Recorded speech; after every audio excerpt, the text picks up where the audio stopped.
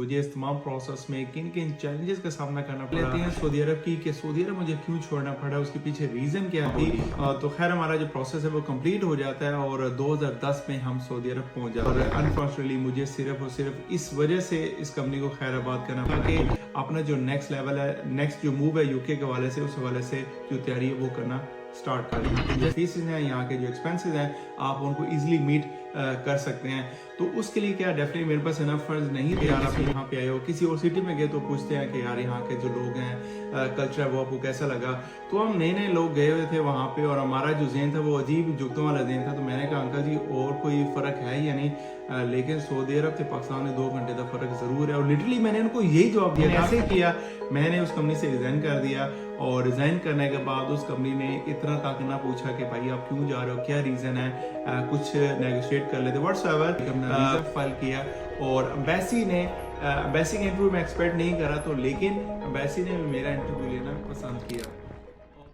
अगर आप यूके आने का प्लान कर रहे हैं तो आज की वीडियो आप दोस्तों के लिए बहुत ज़्यादा इंपॉर्टेंट होने वाली है। उसकी रीज़न ये है कि आज की वीडियो में डिस्कस करूंगा कि मुझे सऊदी अरब छोड़कर यूके आने की ज़रूरत क्यों पेश आई, इसमें क्या खासियत थी और उसके साथ साथ मुझे इस तमाम प्रोसेस में किन किन चैलेंजेस का सामना करना पड़ा, क्या क्या मुश्किलात थी। और आई एम श्योर अगर आप आज की वीडियो देख लेंगे तो आपके माइंड में जितने भी क्वेश्चंस होंगे यूके के हवाले से वो क्लियर हो जाएंगे कि अगर आप भी यूके का प्लान कर रहे हैं तो आपको इस हवाले से किन किन मुश्किलात का सामना करना पड़ सकता है। उसके साथ साथ आपको किन किन स्टेप से, किन किन मराहल से आपको गुजरना होगा, उसके बाद आप यहाँ का जो यूके का वीज़ा वो लेने में कामयाब हो सकेंगे। तो हम श्योर अगर आप आज वीडियो देख लेंगे तो आपको इंस्पिरेशन के साथ साथ मोटिवेशन भी जरूर मिलेगी। तो वीडियो के साथ बने रहिएगा। अगर आपको वीडियोस इन्फॉर्मेटिव लगे तो वीडियोस को थंब जरूर दिया करें। उसके साथ साथ आपके आसपास, आपके दोस्त, आपके रिलेटिव्स में कोई प्लान कर रहा है, यूके आने का प्लान कर रहा है, तो उनके साथ भी आप ये वीडियो जरूर शेयर कीजिएगा ताकि उनके माइंड में यूके के हवाले से जो भी क्वेश्चन हो वो क्लियर हो जाए। और अभी तक आपने जवाद को दुनिया ऑफिशियल को बाकी सोशल मीडिया पेजेस पे फॉलो नहीं किया तो वहां पे भी फॉलो कर लें, क्योंकि मैं वहां लॉन्ग वीडियोस के साथ साथ शॉर्ट वीडियोस भी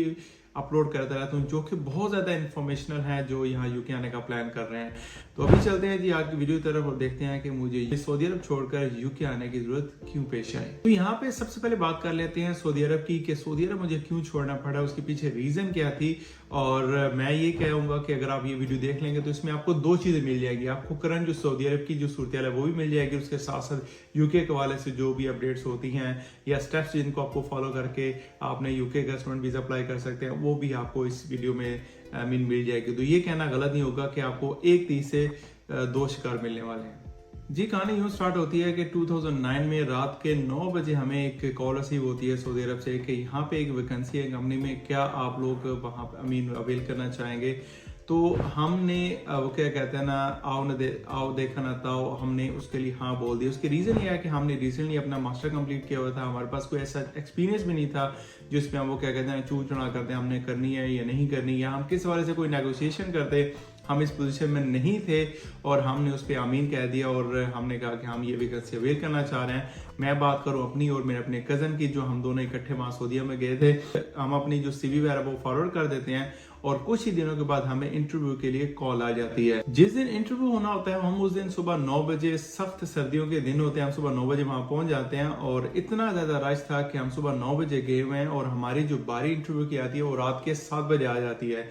तो कहने का मतलब है कि हमारा इंटरव्यू वगैरह हो जाता है और उसके कुछ ही दिनों में हमें एजेंट की तरफ से कॉल आ जाती है कि आपका जो इंटरव्यू है वो क्लियर हो चुका है, आप एज सुन एज पॉसिबल अपने पासपोर्ट बनवा लें, उसके बाद आपको यहाँ से ट्रैवल करना होगा सऊदी अरब के लिए। ये वैकेंसी सेल्समैन की थी तो हमने स्ट्रेट अवे इस पे आमीन इसलिए कहा ना, इस पे कहना बेहतर समझा। उसकी रीजन ये है कि एक तो ये गल्फ कंट्री में डेफिनेटली यहाँ का जो एक्सपीरियंस वो मैटर करेगा, और उसके बाद अगर आप किसी भी मिडिल ईस्ट कंट्री में, अगर आप मिडिल ईस्ट में 1 या 2 साल किसी भी कंपनी में आप जॉब कर लेते हैं तो आपका जो एक्सपीरियंस है वो अच्छा खासा माना जाता है। उसके अलावा आप किसी और कंट्री में भी, किसी और कंपनी में भी मूव हो सकते हैं। तो इसलिए हमने इस जॉब के लिए, इस वैकेंसी के लिए हाँ बोली। तो खैर हमारा जो प्रोसेस है वो कंप्लीट हो जाता है और 2010 में हम सऊदी अरब पहुंच जाते हैं। सऊदी अरब पहुंचने के कुछ 2-3 दिनों के बाद हमें अपनी कंपनी ज्वाइन करनी थी और हमने क्या कहते हैं वो ज्वाइन की। और पहले 2 से 3 दिन हमारी ओरिएंटेशन वगैरह थी जिसमें कंपनी का इंट्रोडक्शन वगैरह और हमें जो डिफरेंट शोरूम वगैरह विजिट करवाए गए ताकि आप लोगों को आइडिया हो जाएगा कि हम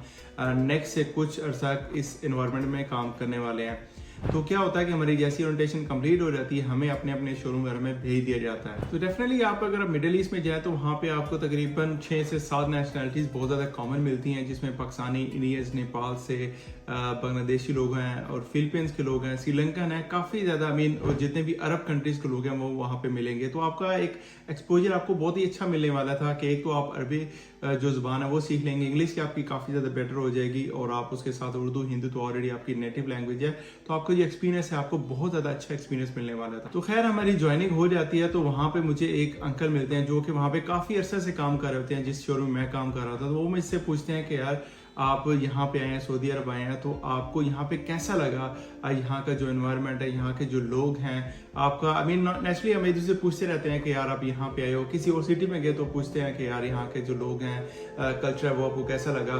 तो हम नए नए लोग गए हुए थे वहाँ पे और हमारा जो ज़हन था वो अजीब जुगतों वाला ज़हन था। तो मैंने कहा अंकल जी और कोई फ़र्क है या नहीं, लेकिन सऊदी अरब से पाकिस्तान में 2 घंटे का फ़र्क ज़रूर है। और लिटरली मैंने उनको यही जवाब दिया था और उसके बाद उन्होंने मुझसे कोई ऐसा क्वेश्चन नहीं किया और वो अपने काम करते हुए निकल गए और मैं अपना काम में करने में लग गया। तो ये मेरा कुछ सीन बना था वहाँ पे कुछ पहले 1 हफ्ते के अंदर। तो इस कंपनी में मुझे तकरीबन 3 से 4 साल हो चुके थे जिसमें मैंने डिफरेंट शोरूम विजिट किए, डिफरेंट शोरूम में ट्रांसफर हुई और मेरे पास अल्हम्दुलिल्लाह अच्छा खासा एक्सपीरियंस आ चुका था। तो होता क्या है कि मुझे शोरूम का इंचार्ज बना दिया जाता है और जो मैनेजर थे वो भी काफ़ी ज़्यादा सपोर्टिव थे। तो उन्होंने हमें इंचार्ज बनाया शोरूम का, जिसमें जितने भी डिपार्टमेंट थे शोरूम में हमने उनको हैंडल करना था और काफ़ी ज़्यादा एक्सपीरियंस हो चुका था मुझे वहाँ पे काम करते हुए।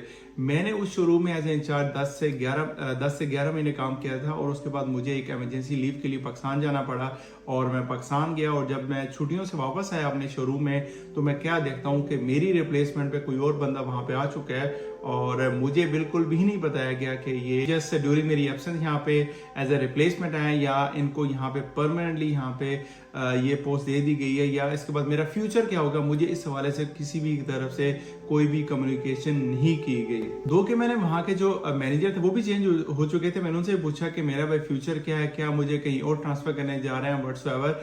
तो उस हवाले से मेरे से किसी ने भी कम्युनिकेट नहीं किया या आपको यहाँ से हटा दिया गया या आपको ये पोस्ट नहीं दी जाएगी या आपके ये एरिया ऑफ इम्प्रूवमेंट है, आपको इन चीज़ों पे फोकस करना चाहिए, आपको इंशाल्लाह फ्यूचर में दोबारा ये अपॉर्चुनिटी दी जाएगी व्हाट्सएवर। तो इस हवाले से कोई भी कम्युनिकेशन नहीं दी गई और बिल्कुल मुझे ब्लैंक रखा गया और मेरे ख्याल में मुझे सिर्फ यही फीलिंग आ रही थी नवाज शरीफ वाली कि मुझे क्यों निकाला। जब 12 कम्युनिकेशन के बावजूद मुझे कोई पॉजिटिव रिस्पांस नहीं आ रहा था तो मैंने सोचा क्यों ना मुझे कंपनी चेंज करनी चाहिए, मुझे किसी और कंपनी की तरफ मूव करना चाहिए। तो मैंने क्या किया, जितने भी शोरूम में कस्टमर्स मेरे आते थे, इंडियन, पाकिस्तानी, बांग्लादेशी, मैंने उनसे गपशप करना स्टार्ट कर दी। उनकी जो कंपनीज थे उनकी डिटेल लेना शुरू कर दी और मैंने अपनी जो CV वगैरह है उनको फॉरवर्ड कर दी। तो यहाँ पे मैं बहुत ज़्यादा थैंक यू बोलना चाहूँगा मोहम्मद खान जो कि इंडिया से थे। उनसे मैंने जब बात की उन्होंने कहा कोई ऐसा मसला नहीं, आपको इजीली जॉब मिल जाएगी, आप अपनी CV मुझे फॉरवर्ड करें। उन्होंने वो CV अपने HR डिपार्टमेंट में फॉरवर्ड की और मुझे कुछ ही दिनों में वहाँ से कॉल आ गई इंटरव्यू के लिए और जितने भी इंटरव्यूज थे वो मैंने अल्हम्दुलिल्लाह क्लियर भी कर लिया और मुझे उस कंपनी से ऑफर लेटर भी मिल गया। यहाँ पे एक बहुत बड़ी प्रॉब्लम ये आ जाती है कि मुझे इस कंपनी ने ट्रांसफर नहीं देना था, क्योंकि आपको पता ही होगा कि जब भी आप किसी कंपनी के वीज़े पे जाते हैं तो वो कंपनी आपको ट्रांसफर नहीं देती, आपको एग्जिट अपनी कंट्री में जाना होता है। तो वहाँ से आपको दोबारा नया वीज़ा लेके वहाँ पे आना होता है। जब मुझे उस कंपनी से कॉल आ गई और मुझे कहा कि आप मुझे अपना जो कामा वगैरह है, जो ID वगैरह वो दे, हम हमने ट्रांसफ़र लेना आपकी कंपनी से। तो मैंने उनको बोला कि यार मेरी जो कंपनी है वो आपको ट्रांसफ़र नहीं देगी। तो वहाँ पे एक बहुत बड़ा वो क्या कहते हैं ना क्वेश्चन मार्क आ गया। तो यहाँ पे दोबारा मसला ये खड़ा होगा कि अब मैं क्या करूँ या मुझे क्या करना चाहिए ताकि मैं उस कंपनी में ट्रांसफ़र हो जाऊँ। तो मेरा यहाँ पे एक और ट्विस्ट ये आता है कि मेरे जो दोस्त हैं, एक जो मेरे हम नाम भी है जवाद, उन्होंने मेरी इस हवाले से काफ़ी ज़्यादा हेल्प की वीज़ा के हवाले से। उन्होंने यही कहा कि आप इस कंपनी से रिज़ाइन करो, आपका जो वीज़ा है वो मैं अरेंज करूँगा और आप जैसे आप पाकिस्तान जाओगे तो मैं आपका जो वीज़ा है वो पाकिस्तान भिजवा दूंगा, आप वहाँ से प्रोसेस करवा के वापस सऊदी आ जाना। तो हमने ऐसे ही किया, मैंने उस कंपनी से रिज़ाइन कर दिया और रिज़ाइन करने के बाद उस कंपनी ने इतना तक ना पूछा कि भाई आप क्यों जा रहे हो, क्या रीज़न है, कुछ नेगोशिएट कर लेते व्हाट्सएवर। बहरहाल उन्होंने मुझे ऐसा नहीं किया तो मुझे ऐसी फीलिंग आ रही थी कि उन्होंने कहा थैंक यू और जान छो ते निकलो इथों। बहरहाल खैर कहानी शॉर्ट ये है कि मैं दोबारा पाकिस्तान गया और अपना वीज़ा प्रोसेस करवा के वापस सऊदी आ गया। तो वापस आने के बाद मैंने फौरन उस कंपनी को ज्वाइन नहीं की। मैंने क्या किया कि मैंने बाहर और कंपनीज वगैरह में इंटरव्यू वगैरह देता गया, मैंने सोचा कि हो सकता कोई इससे बेटर ऑप्शन मिल जाए, लेकिन एक माह गुजरने के बावजूद कुछ मुझे पॉजिटिव रिस्पांस नहीं आया बाहर किसी कंपनी से। तो मैंने सोचा मेरे पास ऑलरेडी इस कंपनी का ऑफर लेटर है, मैं वहां पे जाता हूं और उसी कंपनी को ज्वाइन कर लेता हूं।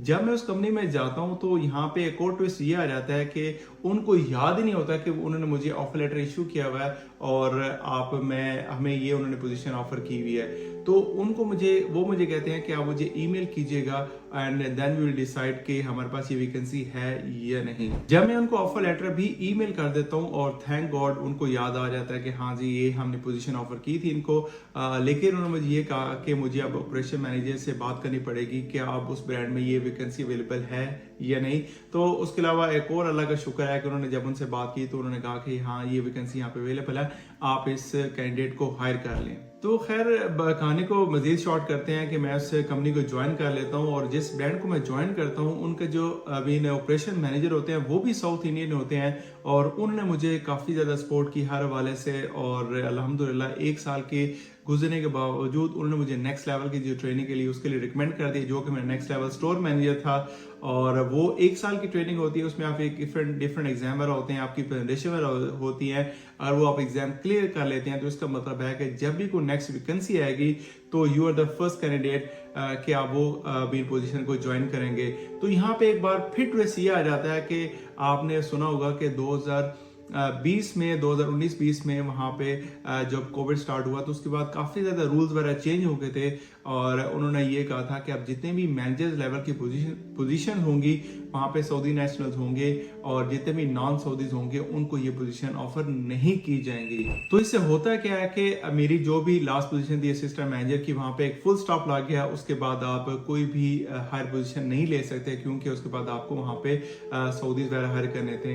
तो यहाँ पे फिर मैंने सोचा क्योंकि अब ये टाइम आ चुका है, मुझे इस कंपनी को भी खैराबाद करना चाहिए और मुझे किसी और जगह पे या किसी और कंट्री में मूव करना चाहिए। खैर मेरा इस मल्टीनेशनल कंपनी के साथ बहुत अच्छा टाइम गुजरा और बहुत ही ज्यादा अच्छा एक्सपीरियंस मिला मुझे इस कंपनी से और अनफॉर्चुनेटली मुझे सिर्फ और सिर्फ इस वजह से इस कंपनी को खैराबाद करना पड़ा क्योंकि वहां पे कोई नेक्स्ट लेवल नहीं था, बस जिस पोजीशन पे हैं उसी पोजीशन पे रहना था। उस वजह से कोई प्रमोशंस कोई इंक्रीमेंट वगैरह नहीं था, जिस वजह से मुझे इस कंपनी को छोड़ना पड़ा और मैंने डिसाइड ये किया कि मुझे अब यूके मूव करना चाहिए। तो सऊदीया में रहते हुए मैंने क्या किया था कि अपना जो नेक्स्ट लेवल है, नेक्स्ट जो मूव है यूके के हवाले से, उस हवाले से जो तैयारी है वो करना स्टार्ट कर दी। जैसे कि आप लोग जानते हैं कि आपने जितनी भी यूरोपियन कंट्री में यूके में आपने अपना वीजा पर अप्लाई करना होता है, स्पेशली जो स्टूडेंट वीजा होता है उसके लिए आपकी इंग्लिश रिक्वायरमेंट बहुत ज्यादा इंपॉर्टेंट होती है।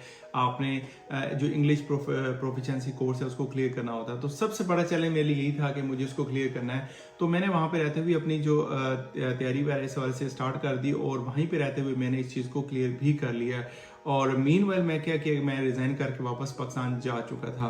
देन जो सेकंड बड़ी जो चीज आ जाती है किसी भी मिडिल क्लास फैमिली के लिए, सबसे बड़ी जो चीज आ जाती है वो है जी बैंक स्टेटमेंट। कि हम अपनी जो बैंक स्टेटमेंट है वो कैसे बनाएंगे। तो डेफिनेटली आपको पता है कि अगर आप स्टूडेंट वीजा के लिए अप्लाई कर रहे हैं तो आपके पास अच्छा खासा वो क्या कहते हैं आपके अकाउंट में माल होना चाहिए ताकि आप प्रूव कर सकें कि आपके पास इनफ फंड्स हैं, आप यहाँ के जो फीसेज हैं, यहाँ के जो एक्सपेंसेस हैं, आप उनको इजिली मीट कर सकते हैं। तो उसके लिए क्या डेफिनेटली मेरे पास इनफ फंड्स नहीं थे, जिसमें मेरी काफ़ी ज़्यादा दोस्तों ने, फ्रेंड्स और रिलेटिव्स मेरी इस हवाले से हेल्प की बैंक स्टेटमेंट के हवाले से। और अल्हम्दुलिल्लाह मैंने किसी ना किसी तरीके से अपनी जो बैंक स्टेटमेंट है वो भी मेंटेन कर ली। उसके बाद जो चैलेंज आ जाता है वो है जी आपका यूनिवर्सिटी का इंटरव्यू, जो कि मैं बिल्कुल भी एक्सपेक्ट नहीं कर रहा था कि हो सकता है कि मेरी मास्टर डिग्री है तो मुझे वो बिना इंटरव्यू वहाँ पे दे कैश लेटर इशू कर दे। लेकिन उन्होंने कहा नहीं जी हमने आपका इंटरव्यू लेना है, जो कि मैंने शलवार के ऊपर शर्ट विद टाई पहन के दिया और अल्हम्दुलिल्लाह वो मेरा इंटरव्यू क्लियर भी हो गया। अब जैसे ही आपका इंटरव्यू क्लियर होता है उसके बाद आपको कोई कंडीशनल ऑफर लेटर इशू किया जाता है जिसमें आपने अपनी बैंक स्टेटमेंट शो करनी होती है, आपने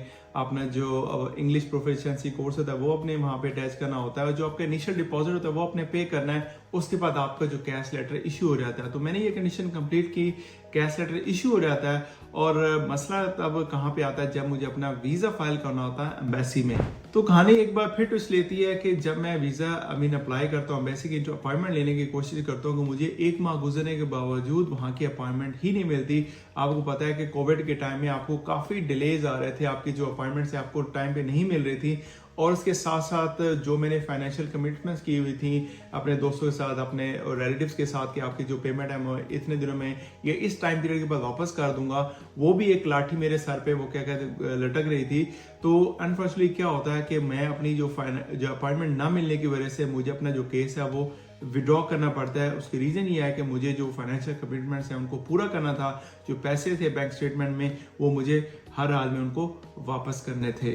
यहाँ पे आप देख सकते हैं कि एक मिडिल क्लास फैमिली से ताल्लुक रखने वाले स्टूडेंट्स के लिए कितना बड़ा चैलेंज होता है कोई भी बैंक स्टेटमेंट का।